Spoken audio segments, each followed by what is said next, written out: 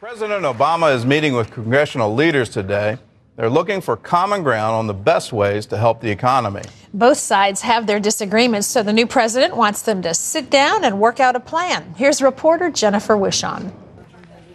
Americans are finding it increasingly more difficult to find work. Microsoft, Intel, and Tyco Electronics all slashing thousands of jobs. That as the number of new claims for jobless benefits spiked to 589,000 last week. And final figures for 2008 show new home construction plummeted 33% from the year before. They expect and demand action to relieve the economic crisis that they're experiencing in their own families. In an effort to spur Congress into action, President Barack Obama is meeting with Democratic and Republican leaders today to discuss the status of his $825 billion stimulus plan. We have to do everything in our power, and Congress does too, to get that package moving, to get that money into the economy. The package was tweaked as it advanced through several House committees this week. Ways and Means approved $275 billion in tax cuts.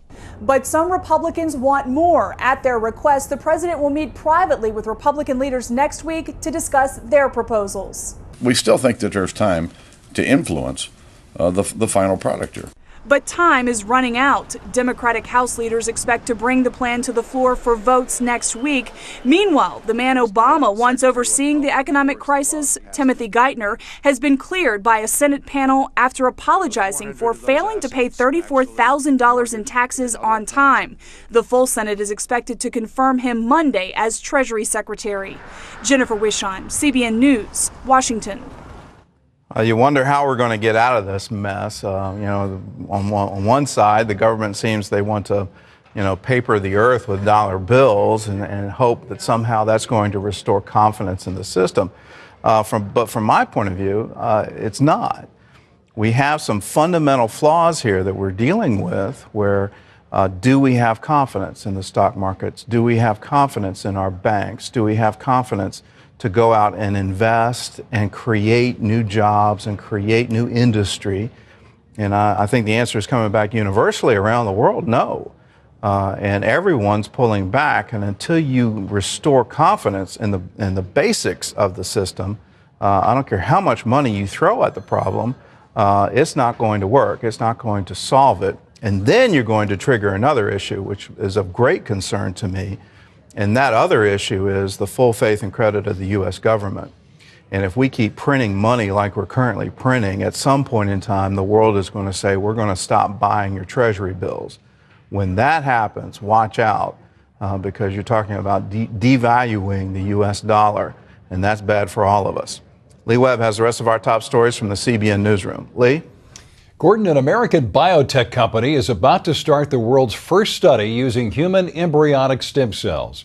The project focuses on repairing spinal cord injuries. The stem cells will be injected into people who can use their arms but can't walk. The FDA approved the measure this week. Stem cell studies, of course, are controversial because they create a live embryo and then destroy it. The New York Times reports there could be a backlash against using stem cells if this new therapy proves unsafe or doesn't work. Tens of thousands of abortion opponents let their voices be heard in the March for Life in the nation's capital Thursday. The demonstration marking the 36th anniversary of Roe v. Wade, the Supreme Court's landmark decision that legalized abortion. But it's the first time since 1995 pro-lifers are not in step with the president and Congress. Many are concerned that restrictions on federal funding of abortion will be reversed by the new Obama administration, and a repeal of the global gag rule, which bans overseas family planning groups from getting U.S. dollars to fund abortions. Federal authorities are now broadening their investigation of the Bernie Madoff investment scandal. The Wall Street Journal is reporting that the Securities and Exchange Commission is trying to find out who could have helped Madoff. Madoff has claimed that he acted alone.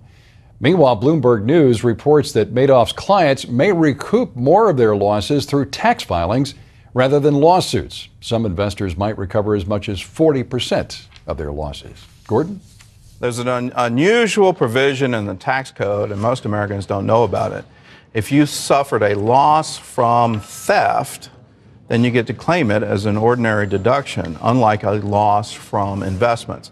If you have a short-term loss, you can offset that against ordinary income to a limit of $3,000 a year. And for most of the Madoff investors, $3,000 a year isn't going to get them too far.